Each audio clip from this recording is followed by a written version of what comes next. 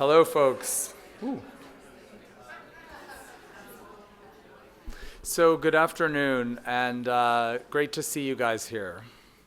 Welcome to Platforms, a symposium addressing the tools and formats through which we navigate, experience, understand, and design cities in an age of place-based digital media. I'm Jonathan Massey. I'm Dean of Architecture, and in my year and a half here at CCA, I've enjoyed learning many different ways for architecture, art, and design to engage technology. Colleagues in ceramics, glass, metalworking, furniture, fashion, and industrial design use sophisticated manual and digital technology to make prototypes and finished works, students and faculty alike. Interaction designers and design MBA students and teams layer software and hardware to help people navigate complex situations. Interior designers and architects design tech workplaces, as well as environments made responsive through embedded technology, and some of them end up coding for various purposes as well. Meanwhile, scholars in history, theory, and visual studies open up critical perspectives on technological politics. Platforms brings together many of these strands by featuring inventors and designers, coders and entrepreneurs, curators and historians, to examine the locative media that increasingly organize our relationships to place. And this multidisciplinary combination reflects the character of CCA, but especially of our Master of Advanced Architectural Design program in History Theory Experiments. This one-year post-professional degree engages students in advanced research and experimentation in the history, theory, and criticism of architecture. And the faculty and students in this program pay particular attention to the formats and media through which we generate knowledge and share it. So they write, for sure, but they also make drawings, installations, reconstructions, performances, strange objects, and apps. Take, for example, Irene Cheng, who planned this symposium and the associated exhibition that I hope you've seen on your way in out in the nave. Irene is a rising star in the field of architectural history, based on rigorous scholarship into the role of geometry in 18th and 19th century American utopias. She's also a cherished assistant professor here at CCA, where her background in architectural practice and graphic design gives her broad expertise across many categories of our curricula. With her partner, Brett Snyder, she has even created an urban history app that some of you may know, the Museum of the Phantom City. So in that way, Irene, like her colleague David Gissen, who also leads the History Theory Experiments program with Irene, she's practicing pulling together many different skill sets to open up and to share historical and theoretical questions beyond the scholarly article, but across a range of tools and platforms. And so thank you, Irene, for organizing this afternoon's event.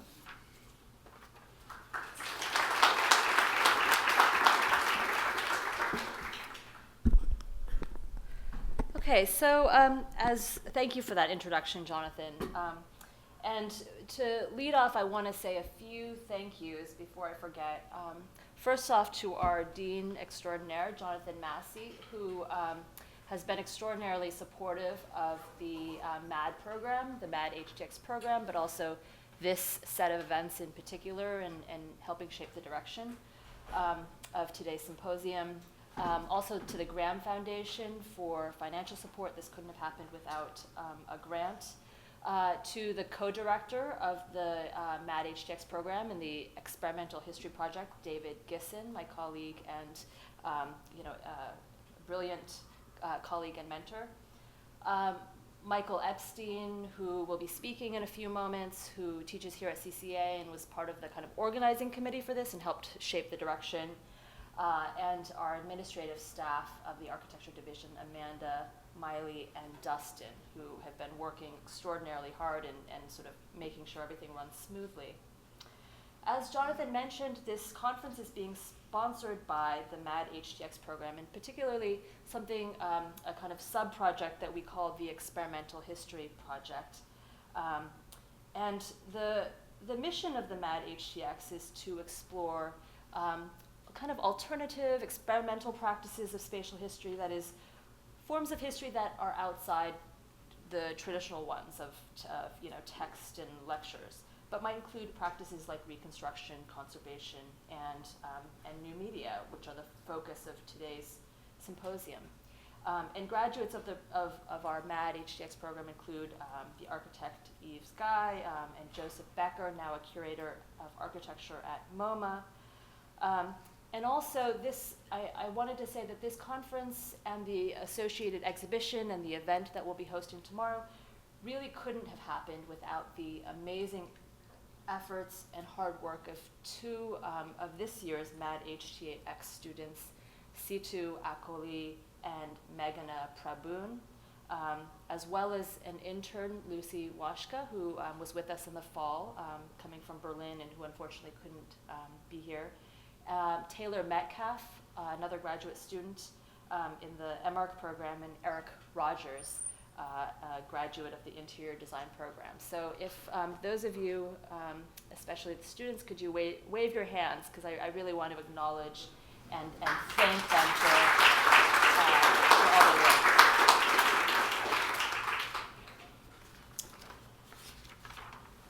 work. In addition, some of you have seen the exhibition, the accompanying exhibition that's outside in the nave alcove, which is up all of this week, and unfortunately will be coming down tomorrow. But I encourage you during the break and after today's program to go out there and take a look, because there are many, many interesting projects by people both local and international. But I wanted to acknowledge a few of the artists who have projects out there who I think are with us today. Lynn Kirby, who's a CCA faculty member and experimental filmmaker. Catherine Rinney of the Architecture Division. Ben Kreimer, who's a BuzzFeed fellow who works on drones and archaeology. Jeanette Kim, Sharon Daniel, I think I saw, Nicholas Bouch, and Scott Oliver. So we thank those artists for generously allowing us to include their work in the show. This conference is the kind of second installation in the Experimental Histories project, and it follows on a conference and exhibition that we organized 2 years ago called Test Sites and an Olfactory Reconstruction. The latter explored the sort of reconstruction of the odors of architectural and urban spaces throughout history, and came to be known affectionately as the Smelly Show. This time around, our focus is similarly on sort of ethereal platforms, this time digital ones. And I wanted to start by thinking about the word platform. So platform has a few meanings. At its most basic and literal, it refers to an elevated surface on which people or things can stand, like the stage that I'm standing on now. Within computing, of course, platforms refers to an underlying computer system, like Mac OS X or Windows. In other words, it's a technology on which other technologies or programs are constructed. A platform is a substructure, a tool. Highlighting substructures or tools means that this event is a little different from other history conferences, because we're not gathered together around a common topic or subfield like a typical conference on, say, medieval French architecture or water infrastructure or the Arab city, but rather on various new platforms that historians, artists, architects, and technologists have been using to explore the history of buildings and cities. The focus here is on tools, methods, techniques, media. And framing this conference in terms of media also alludes to certain debates within both art and architecture over the past decade around medium specificity and a kind of post-medium condition. And I won't go into kind of detail about that, but I think some of the questions in terms of those debates are also relevant to the kind of opening of the box of the toolkit of architectural history that we're exploring here. Now, digital platforms for architectural and urban history range widely, as evidenced in the kind of sort of wide array of work that's in the nave. Our panelists today will present examples from computer-generated maps to websites, to apps, to interactive documentaries, to digital audio tours, to video games. I myself come to many of these digital platforms as both an enthusiast and a skeptic. I'm intrigued by the analytical potentials of merging computing technologies with humanities, a kind of encounter field that's sort of become known under the rubric of digital humanities. And I'm also very much interested in the possibility of introducing spatial history to broader publics through tools like apps, virtual reality, and podcasts. And personally, I've been really interested in the potentials of locative media, specifically for urban history, this idea of using the capabilities of ubiquitous computing to sort of access a database or historical information while out in the city, while standing on site. But I also think that it's important to ask some critical questions about these platforms. And so I wanted to kind of throw out just a few issues that I've been thinking about. First off, this is a conference that's nominally about technology. But it's, I think, important to ask how we might resist the kind of fetishization of technology for its own sake, and the kind of sometimes uncritical hype that circulates so dominantly in the Bay Area, especially around tech. Related to this question, how do we contend with problems of gender and income sort of inequality of access that continues to pervade digital culture? How do we sort of contend with this idea that digital technology is the kind of province of wealthy gearheads, or as is often sort of bandied about the phrase, boys and their toys? And for me, one way to address this concern has been to explore platforms that are designed for ordinary users rather than just tech enthusiasts. And I think Findery and Detour are two such technologies that are sort of open, accessible, meant to be sort of, that they're aimed at a broader audience. I'm also really interested in projects that don't just employ sort of the cutting edge of technology, but might use sort of older technologies. This is one reason that I'm really fascinated by a project that's out in the exhibition called Yellow Arrow, a very early sort of locative media project that relies on something as simple as text messaging. So can we think about technology not solely in terms of innovation and breaking things, but also in terms of everyday use? Can we shift the discussion from a focus on how to equally contend with questions of why, who, and for whom? Second set of issues that I've been thinking about, or questions. What insights do digital platforms produce? What critical values or experiences do they promote?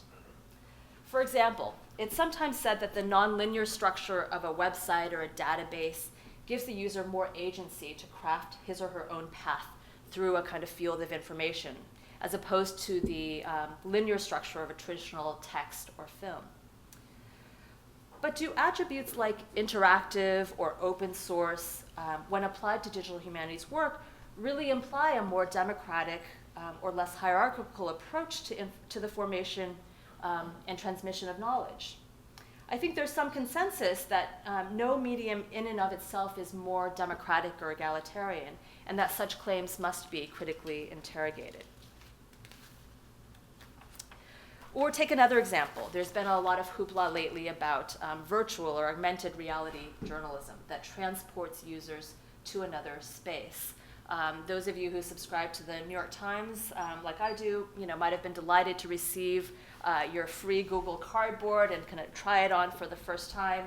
And the inaugural story was one about refugee children around the world. I've been struck with how much of the promotion for VR has to do with the idea of immersive media, immersion, leading to greater empathy. And this word empathy kind of occurs again and again. And here I think, again, we have to really grapple with the ethics of immersion. While bringing viewers closer to the situations depicted, Is there a way in which VR might simultaneously emphasize the sort of obscene distance between your average Sunday Times reader and a refugee in Syria, producing perhaps what the historian Karen Peltonen has called, in another context, the pornography of pain? Now, this is not to reject VR or as a kind of viable or provocative platform, but simply to ask how we can critically reflect on its operations and potentials. Third set of questions. How do we think of the relationship between technology and architectural and urban history as a two-way street? In other words, the question, I think, shouldn't be just how can architectural historians learn from and apply new technologies, but what can tech entrepreneurs and designers learn from historians and humanists more broadly? And this, relates to what Steve Jobs often claimed was his kind of own big innovation, was sort of marrying technology with a kind of liberal arts, humanities perspective. One of the reasons that my partner Brett and I designed an app a few years ago was that we were fascinated by the way that mobile devices were kind of transforming our lives and transforming the way that we were navigating through the city. But we were frustrated because almost all the apps at the time approached the city sort of purely as an object of consumption, a place to buy or eat, but not a site of history and politics and learning. And so I think the question remains today, how might virtual reality platforms, games, apps be reimagined in ways that engage issues of history, site, politics, narrative, and materiality? How do we sort of open up the kind of kinds of questions and issues that these mediums are grappling with? And it's happening now to a much greater degree than it was, say, 5 years ago, but I think it's sort of worth continuing to push on. Now, with this last question in mind of kind of, not just what can technology do for historians, but how can historians sort of, and artists and designers sort of influence what technologists are doing, what tech entrepreneurs are doing. This symposium has been purposefully designed as a kind of meeting of the minds of people working on digital tools of spatial history from different spheres, namely academia, the world of technology, tech, and the realms of preservation, museums, and exhibitions. And the idea is that we can come together and hopefully identify overlaps as well as differences, commonalities as well as perhaps points of tension. We are very lucky in the Bay Area to be at the epicenter of some of the most exciting work in digital spatial history. And we're especially fortunate today to have several leaders in the field participating in this symposium. And I'm grateful to all of these individuals for taking the time to be with us today. The format of the symposium is that we'll have 5 individuals talking for about 10 to 12 minutes each, and I'll introduce them in the order that they'll be speaking. After everyone sort of comes to the podium and presents a kind of 1 or 2 projects, we have left plenty of time for questions and answers and discussion. I think that's a kind of really critical part of today's symposium. After that, we will take a 10-minute break, and then we'll reconvene for the keynote talk by Jeffrey Schnapp. Okay, so I'm going to introduce all of the speakers initially, and so that we don't sort of break things up later on. First up will be Zephyr Frank, who is a professor of history and the director of the program in urban studies at Stanford. He's also the founding director of the Center for Spatial and Textual Analysis at Stanford, one of whose projects is the Spatial History Project. And his research interests focus on Brazilian social and cultural history, the study of wealth and inequality, and the digital humanities. And the Spatial History Project and CESTA, I've been a kind of great admirer of their work and the kind of, especially the work around digital cartography that they've been doing. After that, we will have Brinker Ferguson, who comes to us from SciArc, a nonprofit foundation that's been at the forefront of doing 3D scanning of endangered historic monuments. Brinker has a background in museums, interactive exhibition, and storytelling, and she's currently pursuing a PhD in digital heritage at UC Santa Cruz. Her research focuses on visual culture, software studies, and globalization. After Brinker will be Michael Epstein, who teaches here at CCA and is a screenwriter, transmedia director, and an expert in storytelling on mobile media.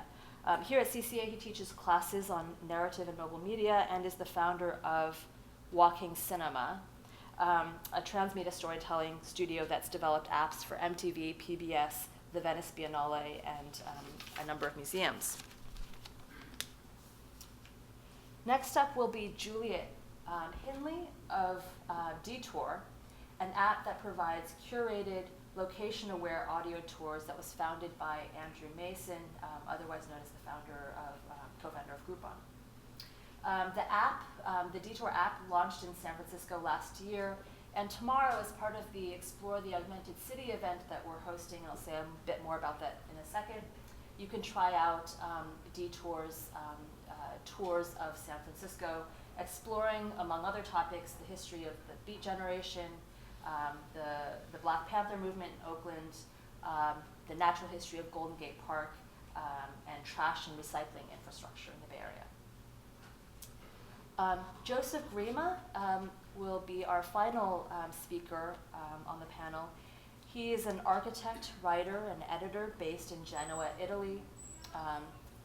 And he's co-founder of Space Caviar, a design research studio operating at the intersection of architecture, technology, politics, and the public realm. Previously, he was an editor of Domus, the director of the Storefront for Art and Architecture in New York, and a curator of multiple design exhibitions and biennials, including most recently the Chicago Architecture Biennial. And as part of Space Caviar, he's worked on research projects that explore platforms from Minecraft to what could be termed performative publishing. As I said, after the intermission or after the break, we'll have a keynote address by Jeffrey Schnapp, who my colleague David will introduce later. So with that, I will turn it over to Zephyr Frank.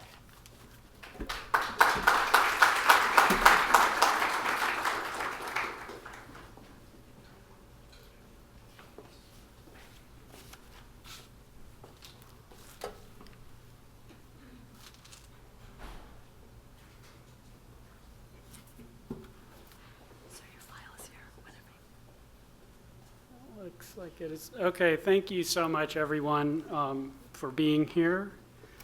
I am absolutely delighted to be taking part in today's event, and I can assure you that my modesty is not false, it is sincere. I hope to set a standard that will be surpassed by the other presentations, but nonetheless, I really hope to learn from this interaction today and to get some ideas from you about where I might be able to go next with this work. So what I'm going to talk about today is one of the many projects that we've developed in the Spatial History Project at Stanford. This is a project that's very dear to my heart. It's one that's really about love. It's about love of literature and in particular love of a book that's set in Rio in the 19th century. The title of the book is Memorias Póstumas de Brás Cubas, most felicitously translated as Epitaph of a Small Winter. A very great book. I'm sure Jeff will back me up on that. And so what I'm going to do in my brief 10 remaining minutes is to show an example of a kind of hybrid mix of different platforms that we put together as a foundation for narrating a very complex novel in about 5 minutes and 30 seconds. So what this is going to do is to take maps, images, and social networks, so different modes of representing social space, the space of literature, the space of the city, and exploring that through this particular novel. One of the things that I was kind of thinking as, and again, thank you especially to Irene, David, Jonathan, everybody else here at CCA for making this event possible.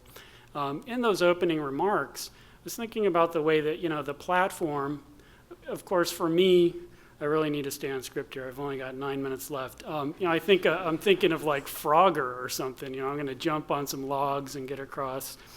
But the idea that something that is what you build upon, it's a tool or it might be an environment that is useful to build something, a representation, an analysis, a story.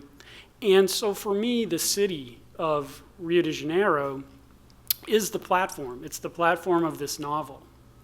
There's a city, there's a cityscape, there's a structure of feeling in that city, if you want to think in terms of Raymond Williams. And that structure of feeling that's embodied in the reader's experience of the space of the city is something that's fundamental to understanding the novel, and also really one of the things that makes it such a great work. So there's a platform there, and then I'm playing with different platforms, different ways of representing space, whether it be among characters in a novel, characters interacting in the novel in the space of the city, and some kind of in-between space between those two poles. So you'll see here, I apologize, I hate the sound of my voice when it's recorded, so please keep your snickering, don't let me hear. So there's some audio and music along with this. So this will run for about 5 minutes, and then I'll have a couple of minutes to wrap up. So let's see if this works. Play, start. Any ideas? Spacebar.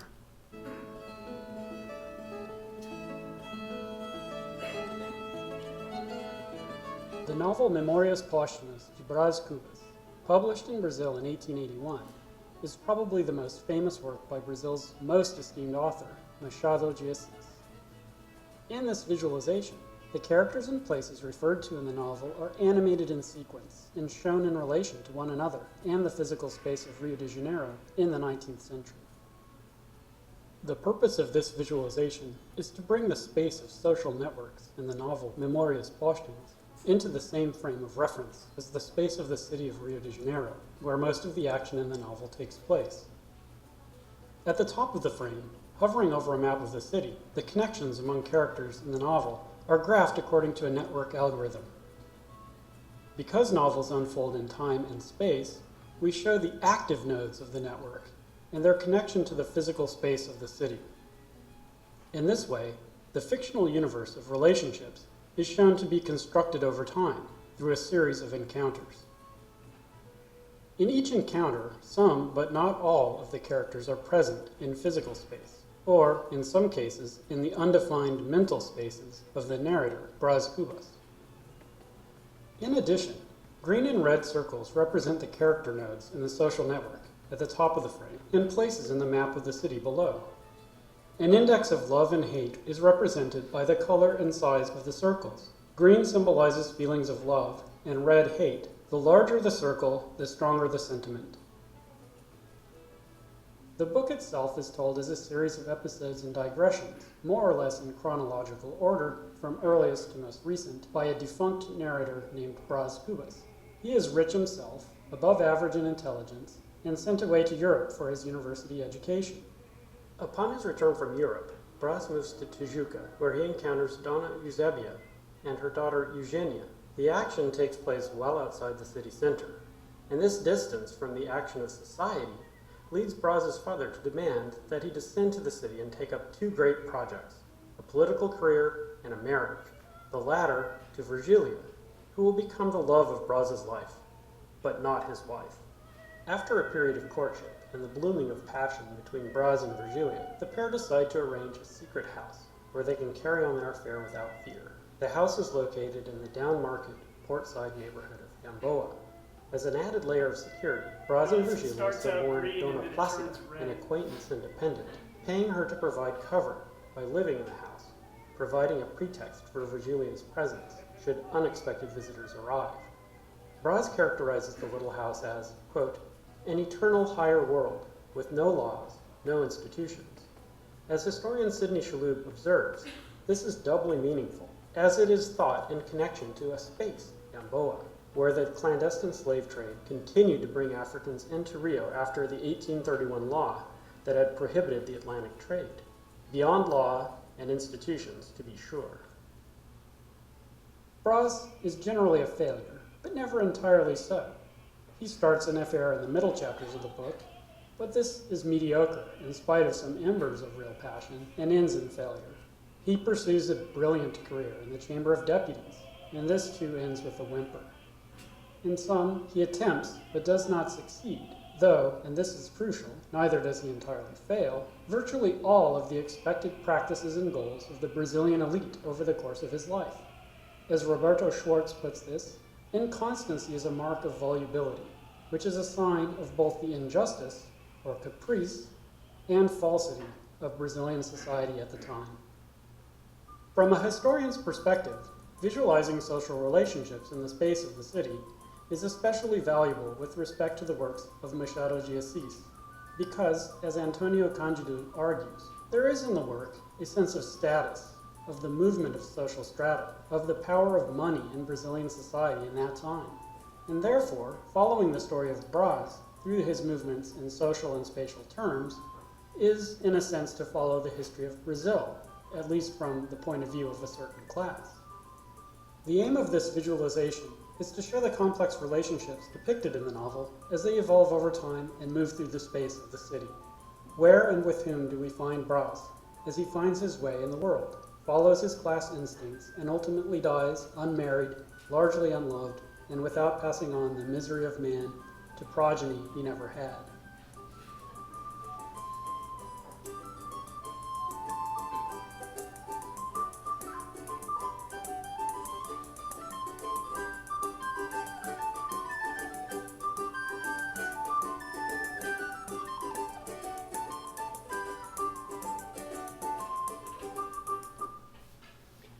Okay, so as you can see, at this stage, my experiment is still in a kind of manic phase. Things happen very quickly. And, one of the challenges of thinking about such a complex work of literature and locating people in their social networks and their relationships on the one hand, and in their spatial relationships on the other, is that there's a kind of dizzying quality to this. Now, it's not entirely unintended. The fact that it doesn't quite work, that is unintended. But the part of the disorientation that you feel when you see that, in essence, the novel paints a social portrait of the cityscape in these rapid brushstrokes, all different neighborhoods, jumping around the space of the city. That's actually the experience of reading the novel follows that general sensibility. And so one of the things that I'm eager to hear about from the audience and other colleagues is, what are the other ways that I might be able to develop this kind of approach, find ways to make it more convincing, more accessible, and perhaps win over even more readers to this beautiful and also extremely depressing novel. So with that, thank you very much, and I look forward to the conversation to come.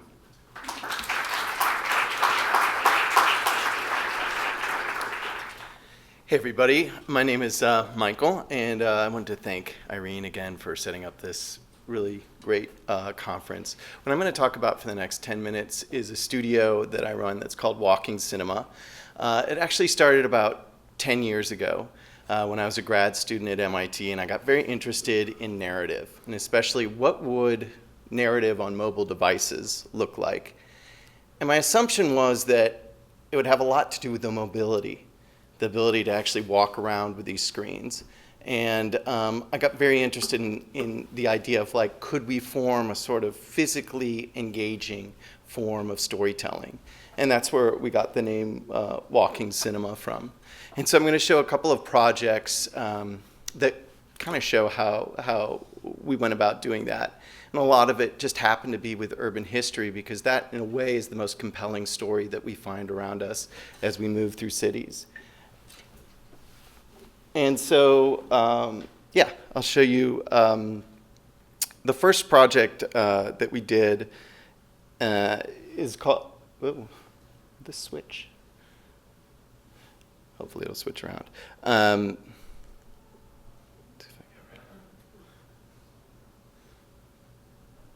Let's see if I can just eject it. Start again. Oh, there we go. Yeah, so basically, the first project that we did was called Walking Cinema, Murder on Beacon Hill. And this was a project that was done as an extension of a PBS American Experience film that was about an unsolved crime from 150 years ago in Boston, where one day the richest man in Boston who lived on Beacon Hill, his name was George Parkman, disappeared. And this was a time where things like that could happen. People would go missing and it wasn't sure why or when. Sometimes it was due to kidnapping and sometimes just insanity. And so there was a big question about what happened to this man. A week later, there were body parts of a human found in the privy of a Harvard Medical College professor. And that led to one of the first forensic investigations done in the United States. And so the PBS film really covered the archival evidence of what happened with this story. And what we got a National Endowment for the Humanities grant to do was to work with PBS and the director of the film to talk about the physical evidence of what happened with this crime 150 years ago. And I think, Juliet from Detour will talk about this a lot more, but what the challenge was really to begin to script, to tell a story with an urban landscape. And what you're looking at here isn't just a path with a few stops, but it's actually, you could say an 8-scene cinematic story that takes place over the streets of Beacon Hill.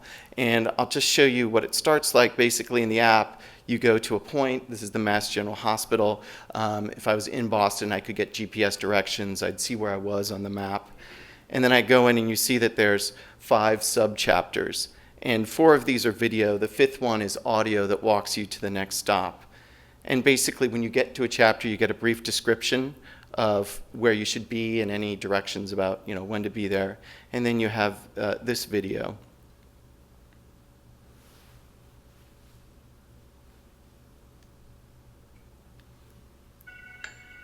Oh, sorry. In the center of the Mass General Hospital, in this old granite building, is a little amphitheater. They call it the Aether Dome. Hold up this video and go inside with me. This is where surgery lost its main ingredient: pain. In 1846, when a patient awoke here from a procedure removing a throat tumor and couldn't recall any pain, Boston's men of medicine got giddy with human possibilities. Yes. Now, take it easy. Yes, But step down a few stairs from the Aether Dome, and you see an early photograph showing this building and the Harvard Medical College next to it. See those windows on the first floor? That's Professor Webster's laboratory. And in 1849, just 3 years after the medical miracle of ether, a gruesome discovery was made in the mudflats under Webster's lab. This revelation was also talked about around the world, but more as a savage stain on the intellectual fabric of Boston. The building is gone, but not all of it. Some still remains, very close to where you're standing now.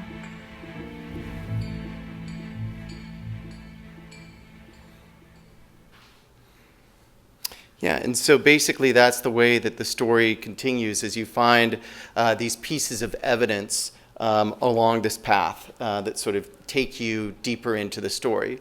And one of the things that we discovered in doing that project was that audiences really responded to the idea of, with just a little bit of handheld media, small pilings, pieces of wood, a keyhole become very exciting discoveries in a larger story.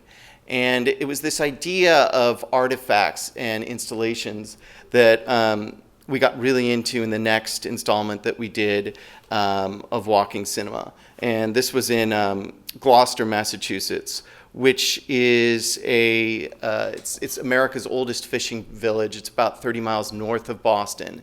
And we were approached by an architecture firm, Cambridge 7 Associates, that was actually redoing the harbor front. And they wanted us to build a digital media layer that brought out some of the history of the town. And so what we came up with is what we call Walking Cinema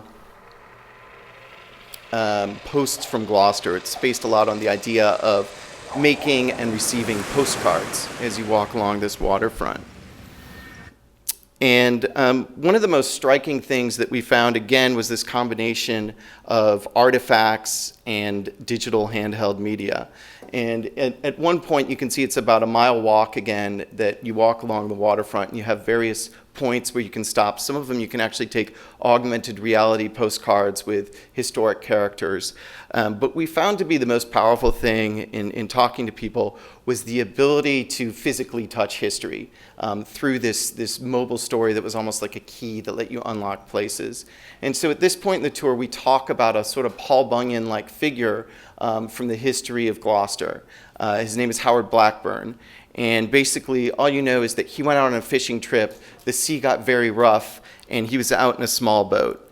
And when you get to this point in the tour, you get this video that kind of walks you through what happens to him next.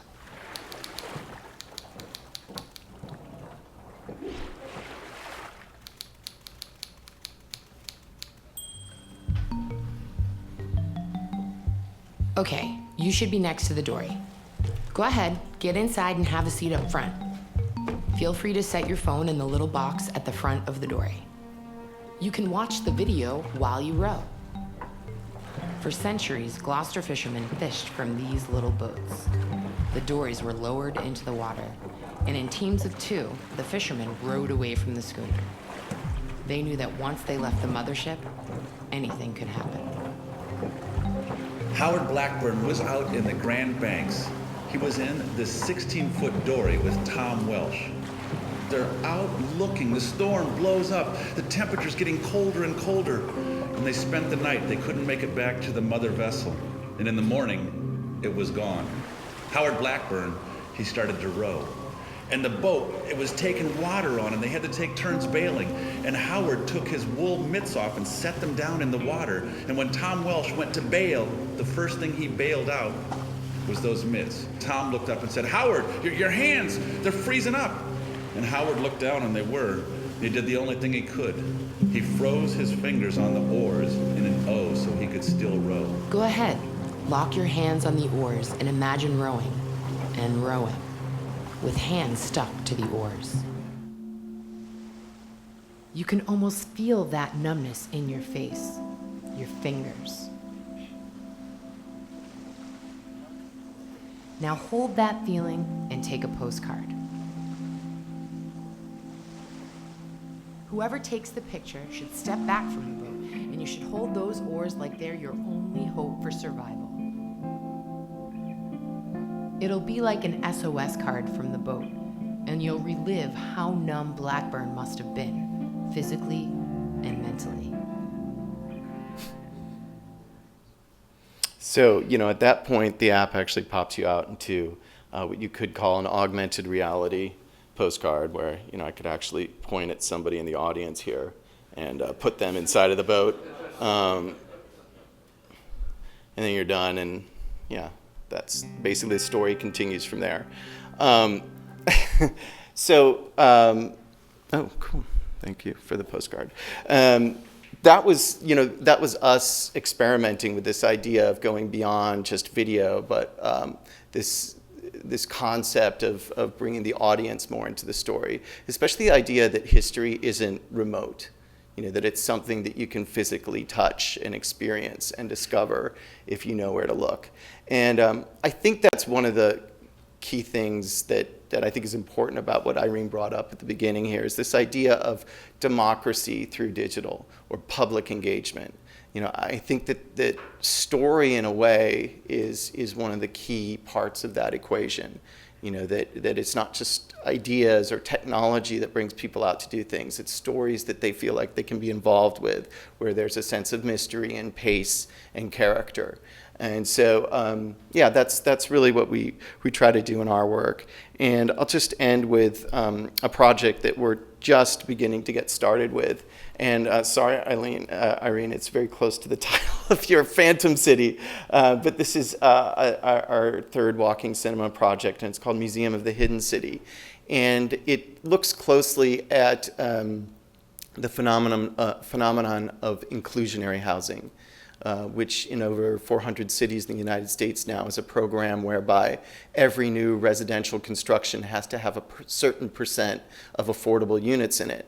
And this creation of, radical mixing of diverse economic backgrounds is something unique in the American housing movement. And so what we're building now is really a series of profiles of different people who are involved in both buildings and neighborhoods that are trying to be economically diverse. And the idea is to combine an online journalism article with a walking experience that gets you into that particular character's point of view. And what I wanted to model here is this is the block at 10th and Market Street, right next to Twitter headquarters. And it actually starts in the, this is going to be a little bit disorienting, but anyway, it starts by introducing you to the character. Particularly, there's a man who used to live on the streets and sleep in single-room occupancy hotels in the neighborhood named Del Seymour, who right now is working with Twitter to try to get jobs for people who are low income in the neighborhood. And what's interesting about him is he knows quite a bit of history. And so one of the things that he points out is that the neighborhood itself fell into disrepair, and I'm sorry it's not oriented right, but if you can, everybody turn your head to the right if you want to. You'd basically be able to use augmented reality to overlay the plans of the BART subway system that went down 100 feet under Market Street and basically shut down that street that used to be our Times Square for about 10 years. And that created some of the disrepair and some of the low-income presence that you see on the street right now. The story goes on to look at other sites. For instance, there are several single-room occupancy hotels right next to Twitter, and people might be asking, oh, those buildings will flip, will they be knocked down? And actually, they're protected. And one of the things that we want to show is, for instance, that the rooms are very small, and that has something to do with why you see people outside. They're not necessarily loitering, but as Del puts it, that's their front yard. The sidewalk is the place where they have outdoor space because the structure doesn't permit it. The other thing that we plan to do is use a 3D model of the city that's in a gallery on the block, and you'd actually be able to hold your phone over it and see future buildings that are coming up in the city as augmented reality and get explanations of what percent affordable they are and how they're treating their affordable proposal, whether they'll have equal access to all the facilities in the building. And so this is a series that we want to do of blocks, not just around San Francisco, but other cities, to dig into this question of how are we modeling economically diverse neighborhoods. And that's it. That's basically what I work on.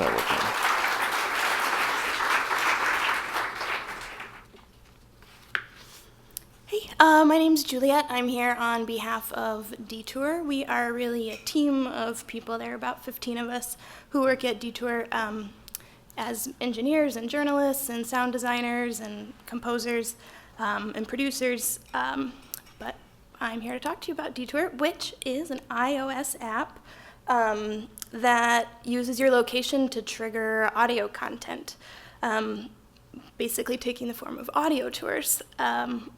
We have about 16 walks in San Francisco right now, one in Austin, a couple in New York, and then I think 7 in Europe, in like Berlin and Paris, and just a couple experiments there, really. So the app is called Detour, and we also call the audio walks themselves Detours. Let's see if I can get my slides going here. So the overarching goal of a detour is to peel back the layers of a place in surprising and meaningful ways that help you understand why that particular place that you're in is different from every other place in the world. And also to give you the opportunity to walk in somebody else's shoes to experience that place. And so, to do that, we build these audio walks as stories that narrate you through a place. So the narrator of the audio tour is telling you the story of that place, or their own story of that place, and they're also telling you where to go. So the whole experience of navigating and narrating is one.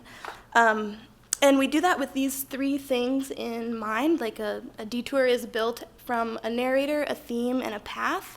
And when those three things come together perfectly, you have a detour with a lot of impact. So, for example, this last fall we released one in the Haight-Ashbury about the history of the diggers and kind of the social revolution of the Haight in the 60s. And Peter Coyote, who founded the diggers, he was the narrator of that story. So finding the person, the place, and the theme that all come together to reveal the essence of that place or that history.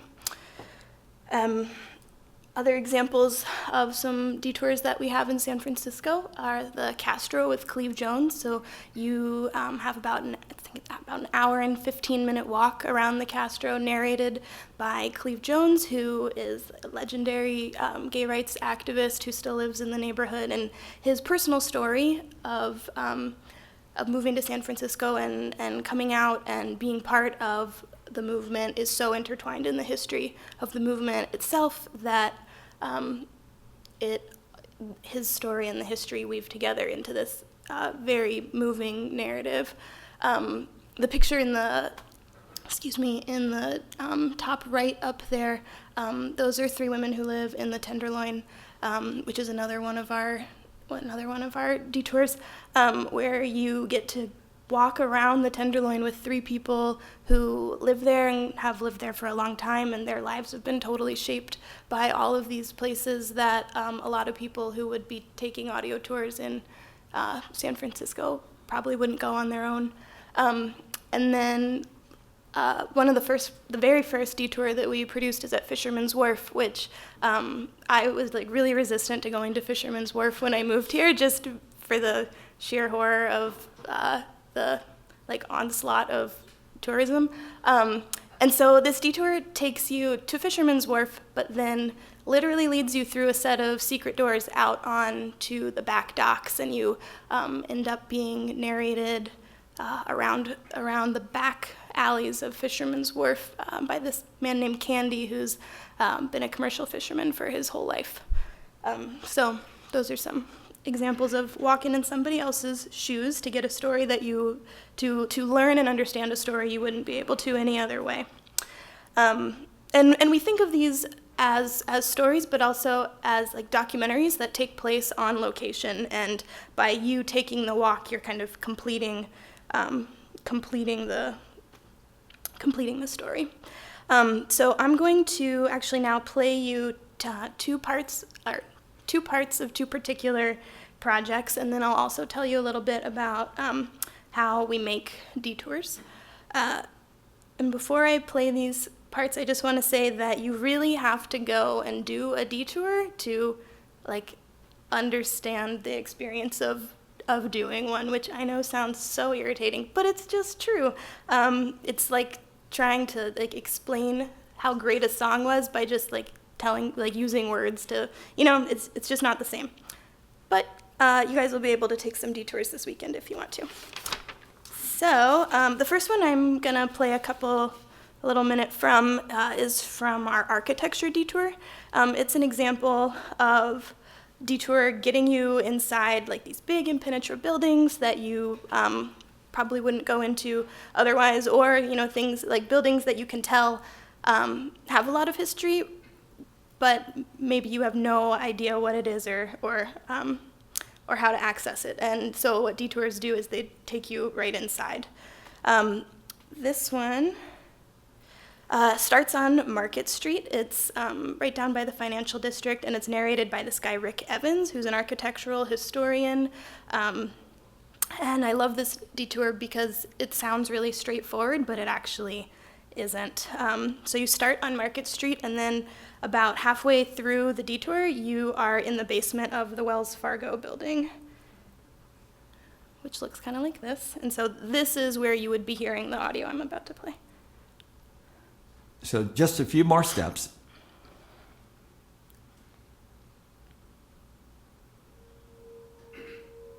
Okay, if all went as planned, you should find yourself in the basement of the Wells Fargo Bank.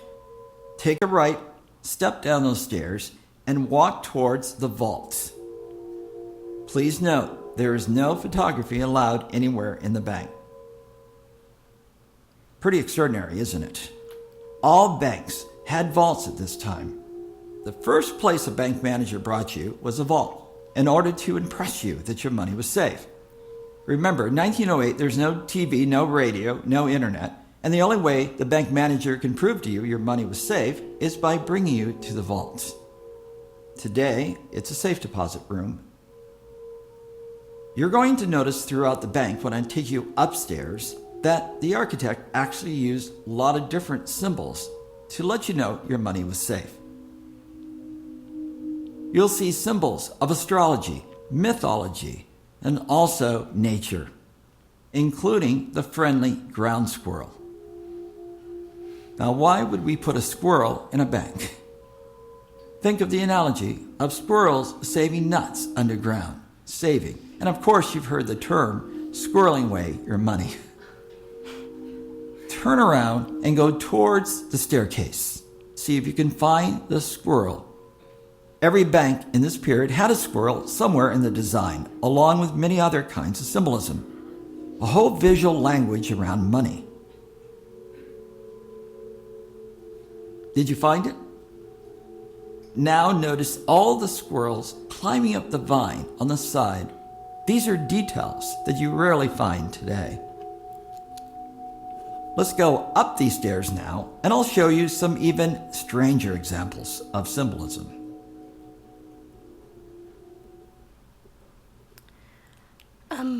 So that is a tidbit of the architecture tour. I do highly recommend it. However, it's not good to do it on the weekends because most of the buildings in the financial district are closed. So that's one to save for a Monday.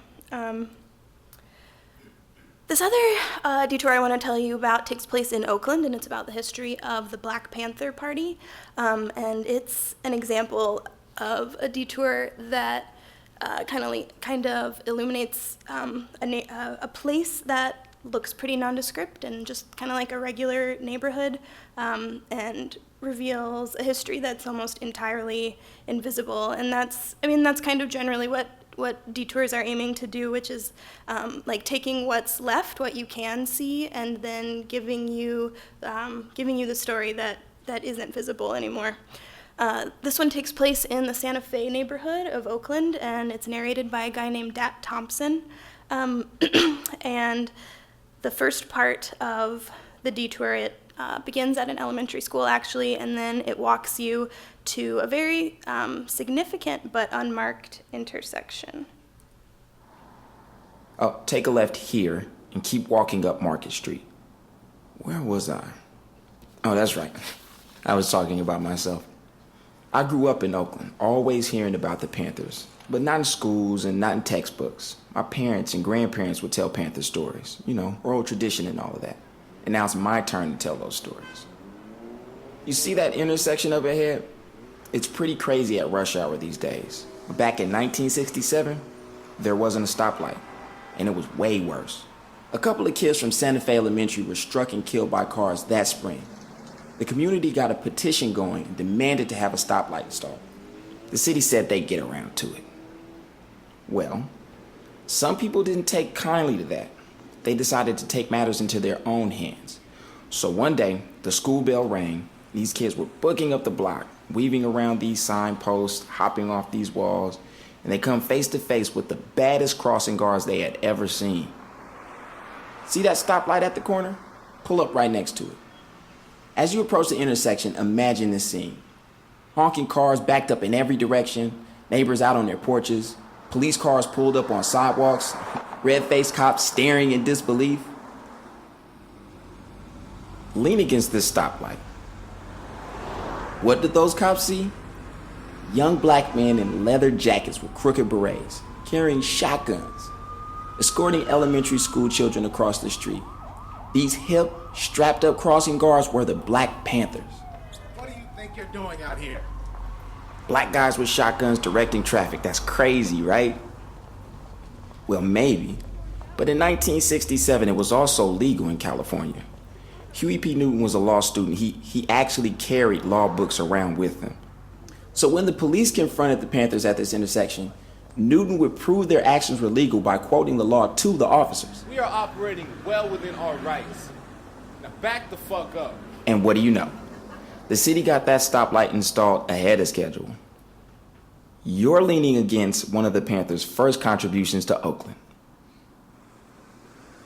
So we're gonna cross the street twice here. You just gotta wait for the light. It doesn't matter which way you go, as long as you end up at that yellow building with the red doors cat-a-corner from us now.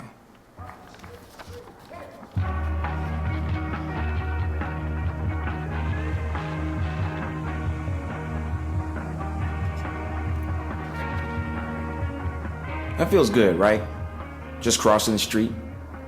A little white crosswalk fella pops up and all the cars stop.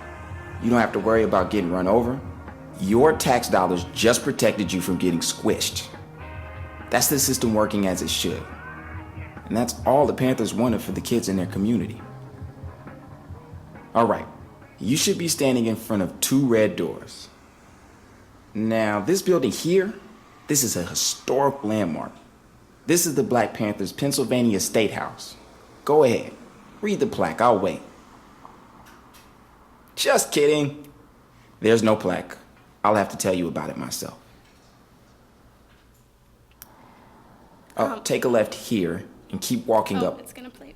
Okay. So as Michael was saying, history is not remote, and that's totally what Detour thrives on, which is putting you in the physical place where something happened and letting that be part of the letting that hit you in a really powerful way.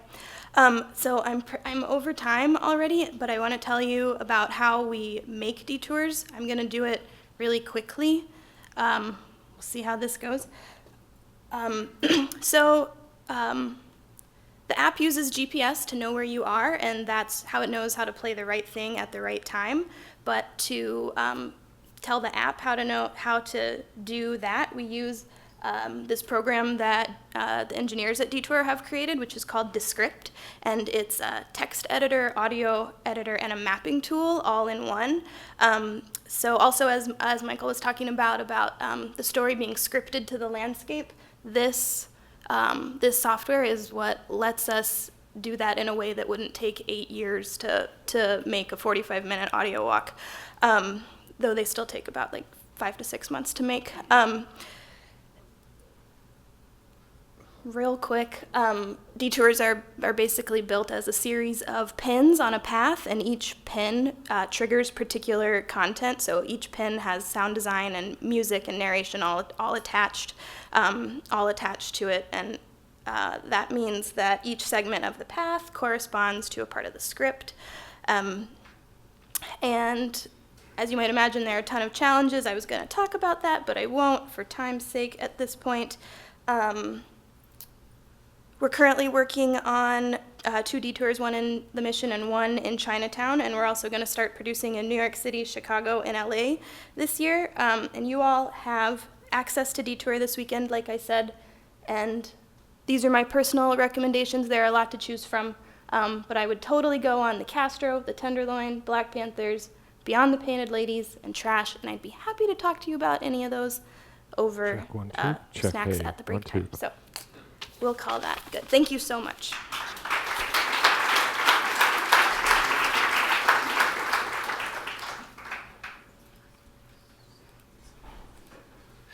Hi, everyone. Thank you for the invitation. David, Irene, Jonathan, brilliant to be here. And I'm very briefly going to talk about a couple of projects that we've done in the studio in the last couple of years with the team at Space Caviar, which really which are based around some ideas that we're also exploring in my studio at the Architectural Association in London. And they really, I think, complement a lot of the themes that have already emerged about the way in which our experience of space is changing at the hands of the presence of information, the presence of a kind of an invisible layer that exists around us. And what we're specifically interested in looking at is the way in which this, in some way, feeds back into the design process, and the way in which it transforms the practices through which we inhabit architecture. And a lot of this relates to the kind of the degree to which we have absorbed into daily practices situations that would seem to us completely extraordinary a very brief period of time ago, such as being medicated by 7 different people, yet at the same time being primarily concerned with what's happening on the smartphone in front of us. And the degree to which we are interconnected across vast geographical divides, almost like in a brain that operates beyond geographical boundaries and that kind of binds us all together into a single consciousness. But also the degree to which this has transformed the way that we interact with the spaces, and especially the way in which we inhabit domestic space, the way in which our relationship with privacy, for example, has been completely redefined. Our relationship with labor, with work, with our family members. I think this is one example that was kind of really started triggered a lot of the ideas that kind of manifested themselves in the projects I want to talk to you about. Is this statistic that we found in an IKEA report on people's activities in the morning, which reveals that people not only are actually kind of quite frequently habitually working from home, but they're even working from the bathroom before they go to work. And to the extent that this, to many, I think in certainly could be described as end of space as we know it. Except that is actually, in a way, is simply a certain themes, certain ideas, certain things that we've been grappling with a long time coming back to us and presenting themselves in a completely different way through the presence of a screen, which is nothing more than, in many ways, the contraction of much larger elements of furniture, the whole notion of the office being collapsed into such a small space that we can take it with us anywhere, even into our beds or into our bathrooms. And one of the things that I think is interesting is how we are, to some extent, being asked to reconsider the landscape from the perspective of machines. We're being really kind of facing almost an inability to understand our surroundings, to read the landscape with the efficiency that machines read them. And this, to the point that we are so surrounded, this landscape around us is characterized almost, one could say, in the least important aspect of this is becoming the physical topography, the kind of the physical attributes of the space around us, but actually the information layer that saturates it, the degree to which every single space is completely loaded with so many points of information that are the traditional understanding of the home, that which we kind of these very basic elementary points that describe what architecture our understanding of the architectural process is grounded, could be said to become irrelevant.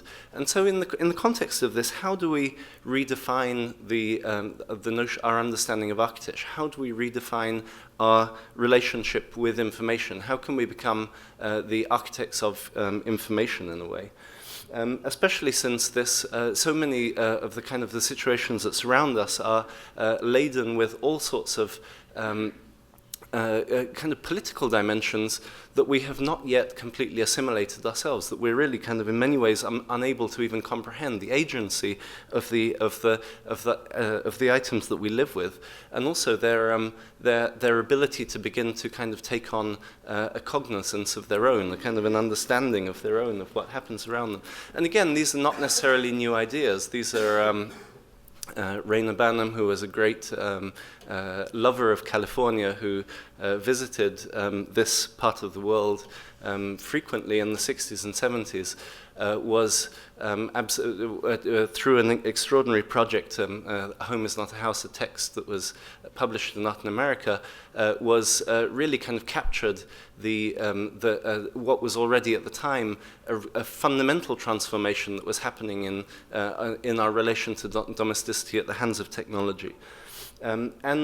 Yet what is happening around us now, and much of which is originating here in San Francisco, is the introduction of a completely new economy, a completely new understanding of value, much of which is actually rooted in domestic space.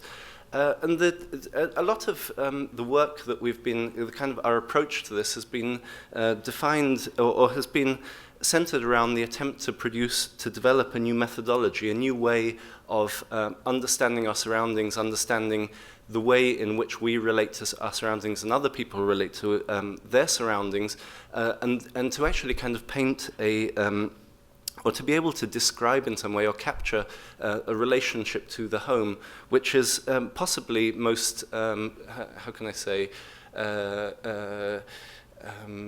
naturally or spontaneously presented through social media. So a lot of the work that we've been doing is actually related to the kind of mining of what is actually out there, but that is not considered to be a kind of a source of serious or qualified information about architecture.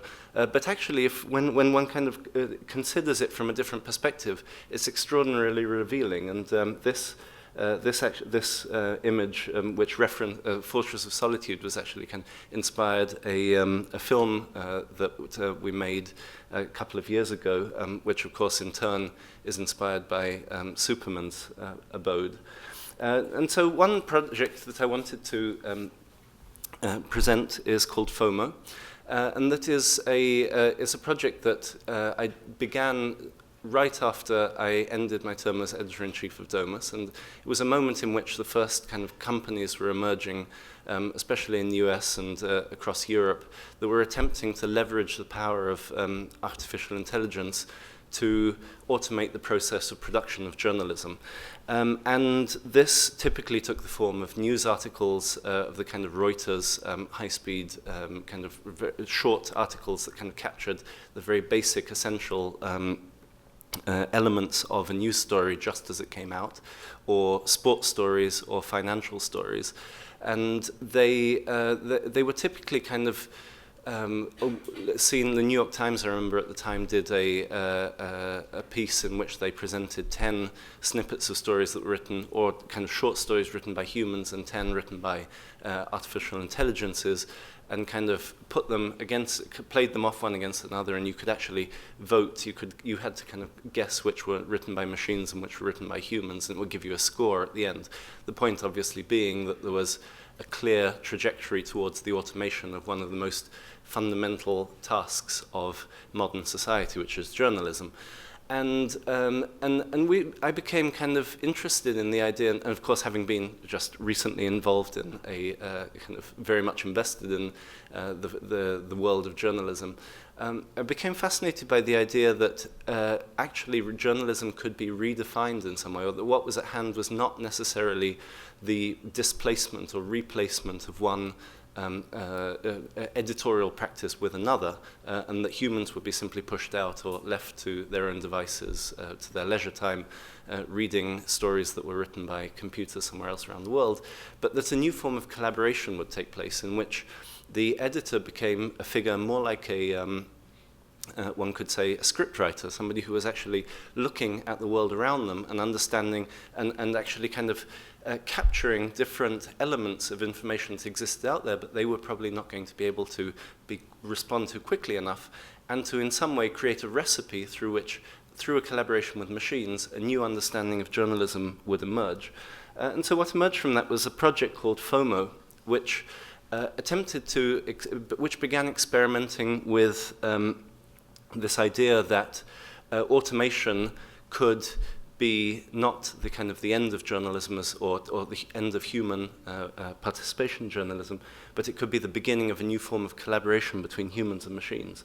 And so to make the point kind of bluntly about this kind of introduction of machines into the journalistic process, we built this device, which we called FOMO, for fear of missing out, which kind of rather clumsily conflates a printer, a high-speed kind of laser printer with a binding machine and a trimming device and so on, and that's mobile. It can reconfigure in all sorts of different forms in a very sort of almost kind of exaggeratedly manual way, kind of setting it, almost producing an editorial office on the fly wherever it goes, except that actually it's the brains of this thing actually exists within the computer, and it's there's a set of elements that can be configured by the editor operator of this machine.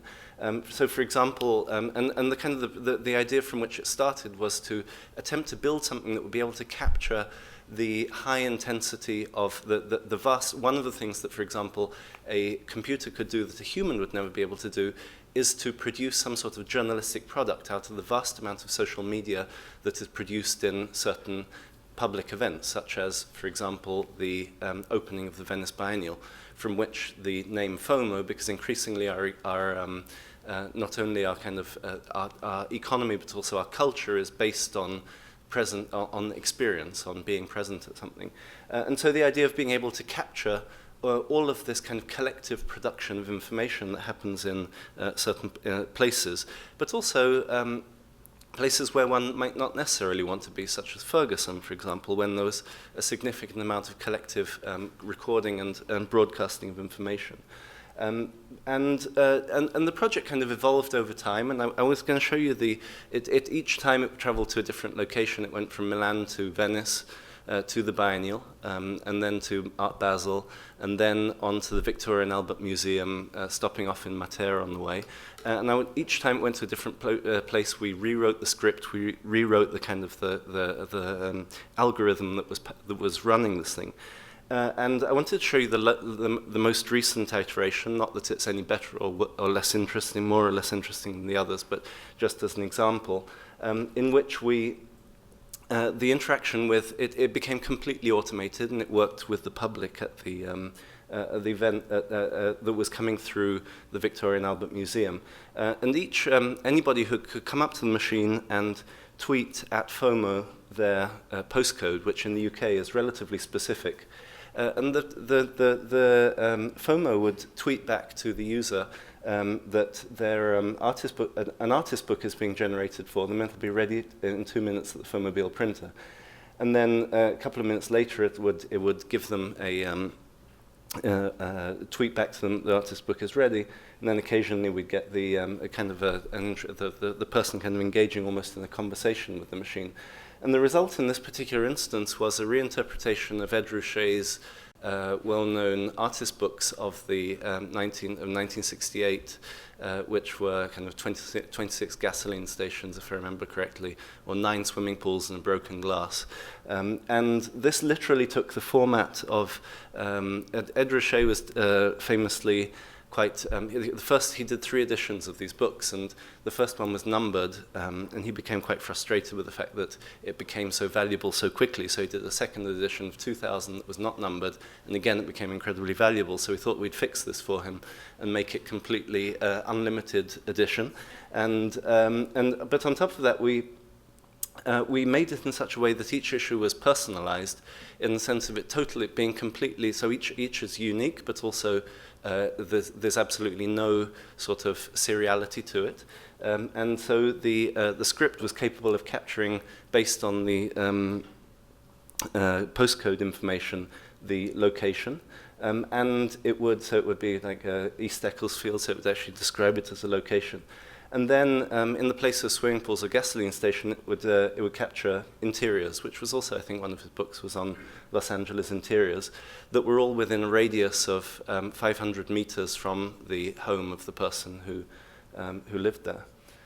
And it's a kind of an incredibly mysterious, and like Ed Ruscha's books themselves, quite poetic insight into spaces of domesticity and spaces of the home.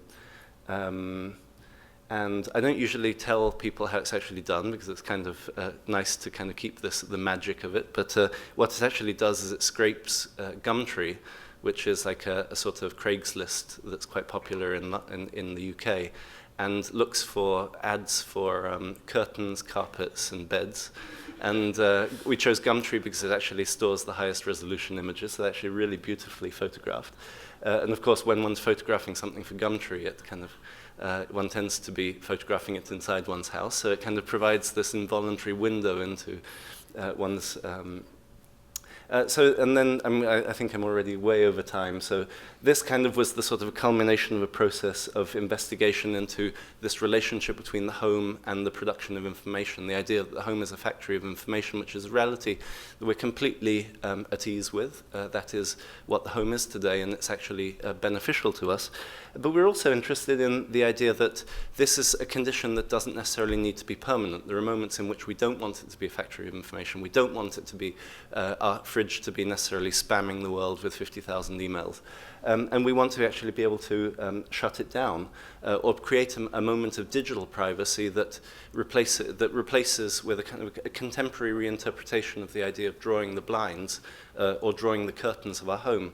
And so the RAM House is a project that attempts to put back into the hands of the user the possibility of, through a series of screens that cut out various frequencies of radio waves, that gives the user back the possibility of kind of shutting down for the night and closing down the dwelling. And so in that sense, re-examines from an architectural perspective the function of the wall, which is not necessarily a visual barrier, but actually may be a informational barrier. And I think, I'm going to cut off there. And one final project that I'm just going to start it, and then Irene you can chop it off after any as little time as you like. But it's a project called Blockchain that's kind of in honor of the 100 years of the Bauhaus, which is coming upon us in 2019.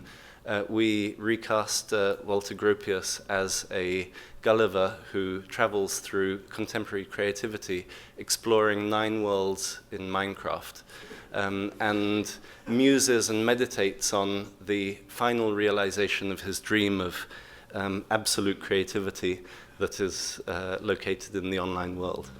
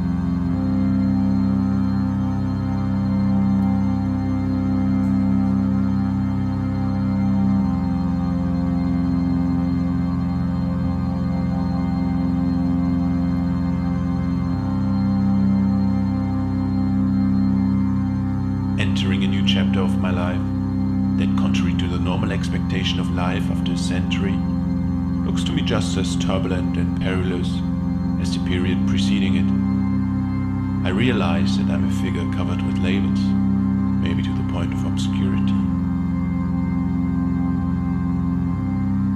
I am Walter Adolf Georg Gropius.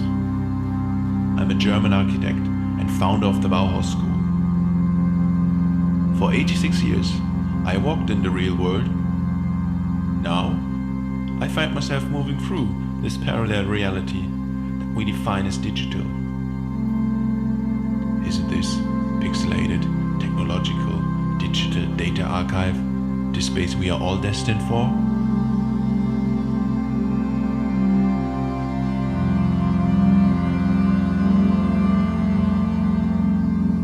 It comes across as an immense variety of popular imagination, widespread in the gaming community, forming a growing archipelago of building block creations. If we make use of the innumerable tools of our age, creations which are inexhaustible.